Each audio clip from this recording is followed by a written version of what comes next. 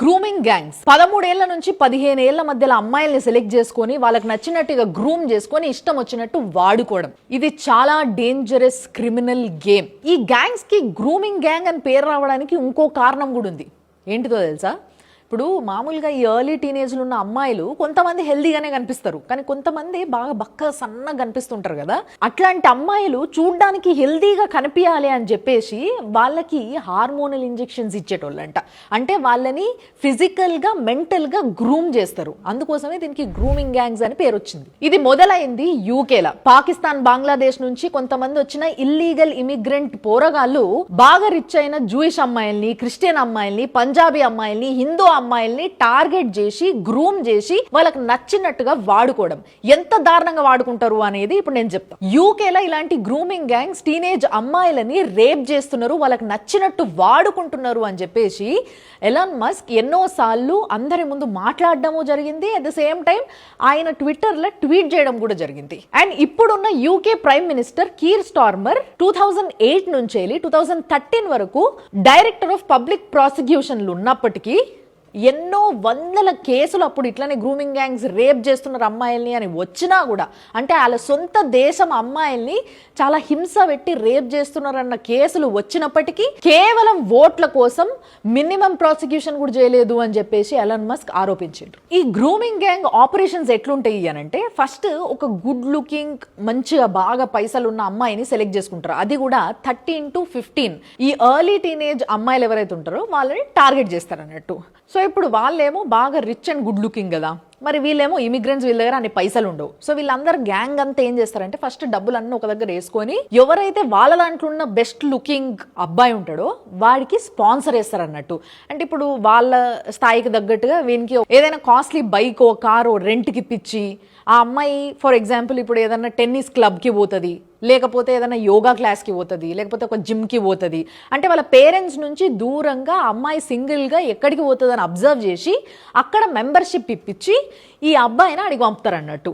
వీడు మెల్లమెల్లగా పరిచయం పెంచుకొని ఆ అమ్మాయిని మళ్ళా తీసుకొచ్చి వీళ్ళ దోస్తుల గ్యాంగ్లని పరిచయం చేసి మెల్లగా క్లోజ్ చేస్తారు. ఒకవేళ ఆ అమ్మాయి ఇట్లా అబ్బాయికి పడతలేదు అనుకో, ఎంత ట్రై చేసినా, అప్పుడు వీళ్ళ గ్యాంగ్లో అమ్మాయిలు ఉంటారు కదా, అట్లా ఒక అమ్మాయిని ఇదే విధంగా స్పాన్సర్ చేసి మొత్తం డబ్బులన్నీ వీలే పెట్టుకొని ఆ అమ్మాయికి పరిచయం అయ్యేలాగా చేసి ఆ అమ్మాయి తర్వాత మళ్ళా తీసుకొచ్చి మా బ్రదర్ అనో లేకపోతే మా ఫ్రెండ్స్ అనో ఆ గ్యాంగ్కే మళ్ళీ పరిచయం చేసేటట్టు చేస్తారన్నట్టు. టీనేజర్స్ అంటే ఆల్కహాల్ యాక్సెస్ ఉండదు వాళ్ళకి. ఇప్పుడు మన దేశంలో అంటే ఏదో ఒక గల్లీలో ఏదో ఒక విధంగా సంపాదించవచ్చు, కానీ అక్కడ మాత్రం చాలా స్ట్రిక్ట్ రూల్స్ ఉంటాయి. కాబట్టి అట్లాంటి అమ్మాయిల్ని తీసుకుపోయినప్పుడు మనం ప్రైవేట్ స్పేస్లోనే ఉన్నాం కదా, ఏం కాదు అని చెప్పేసి ఫస్ట్ మెల్లగా మందు అలవాటు చేస్తారు, తర్వాత గంజాయి కొట్టిస్తారు, దాని తర్వాత డ్రగ్స్ అలవాటు చేస్తారు.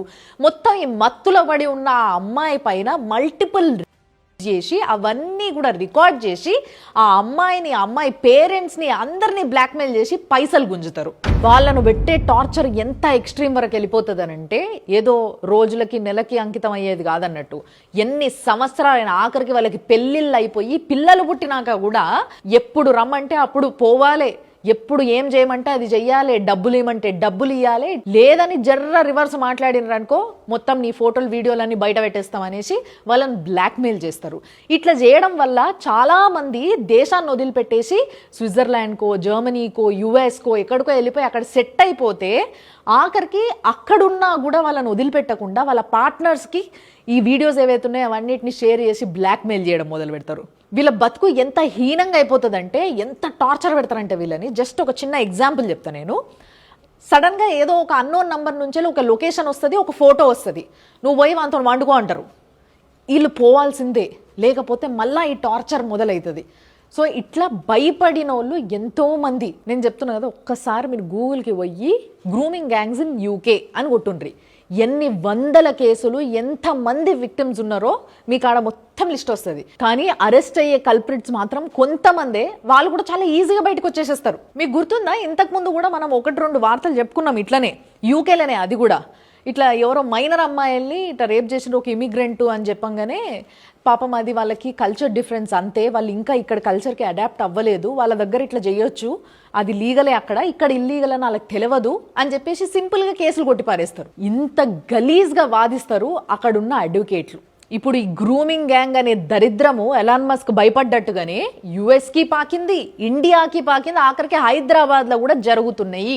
దీని గురించే హోంశాఖ సహాయ మంత్రి అయిన బండి సంజయ్ గారు కూడా మొన్న ప్రెస్ మీట్ పెట్టి మరి ఎవరైతే నాన్ లోకల్ హిందూ అమ్మాయిలు ఉంటారు, అంటే ఒరిస్సా నుంచి బెంగాల్ నుంచి ఇట్లా వచ్చిన వాళ్ళు ఉంటారు కదా, ఈ అమ్మాయిల్ని టార్గెట్ చేస్తూ కొన్ని గ్రూమింగ్ గ్యాంగ్స్ ఓల్డ్ సిటీలో తయారైనవి, పోలీసు వాళ్ళు కూడా పట్టించుకుంటలేరు అని చెప్పేసి బాధిత అమ్మాయి వాళ్ళ పేరెంట్స్ని తీసుకొచ్చి చూయించి మరీ చెప్పిండ్రు.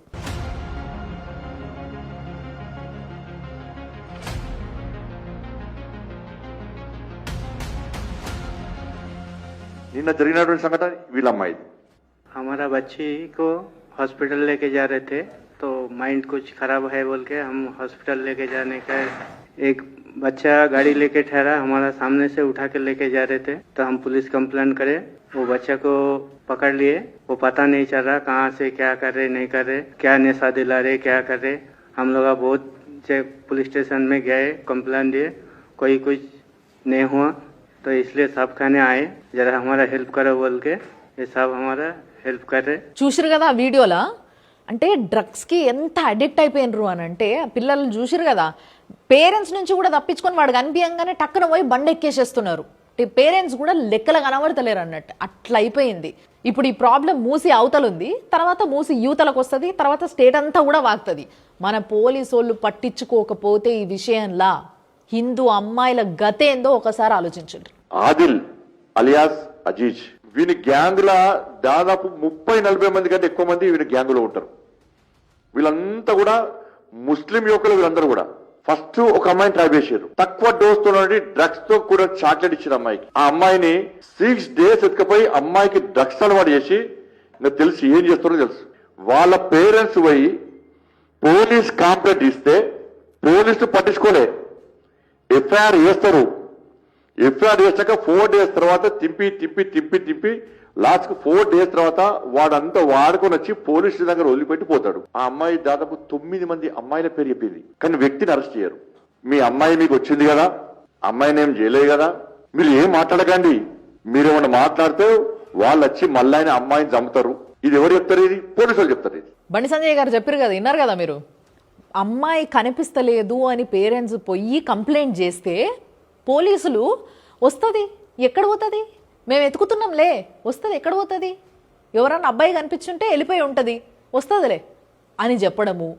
తర్వాత ఒక 3 రోజులకు అట్లా తీసుకొచ్చి ఆ అమ్మాయిని వదిలిపెట్టిన తర్వాత వచ్చింది కదా మీ అమ్మాయి వచ్చింది, ప్రాణాలతో వచ్చింది, అదే మహాభాగ్యం, అవతలోళ్ళు చాలా పెద్దోళ్ళు, వద్దు మీరు కంప్లైంట్ ఏం పెట్టుకోకుండ్రి అని చెప్పేసి ఇట్లా పేరెంట్స్ని గ్రూమ్ చేస్తుంటారు పోలీసు వాళ్ళు. అంటే అక్కడ ఆ అబ్బాయిలేమో ఈ అమ్మాయిల్ని గ్రూమ్ చేస్తుంటారు, పేరెంట్స్నేమో పోలీసు వాళ్ళు గ్రూమ్ చేస్తుంటారు అన్నట్టు. ఇదే విషయం ఆ పోలీస్ ఇంట్లోనే జరిగితే, అంటే వాళ్ళ బిడ్డకో వాళ్ళ చెల్లెకో ఎవరికైనా జరిగితే ఇట్లనే సమాధానం ఇస్తారా?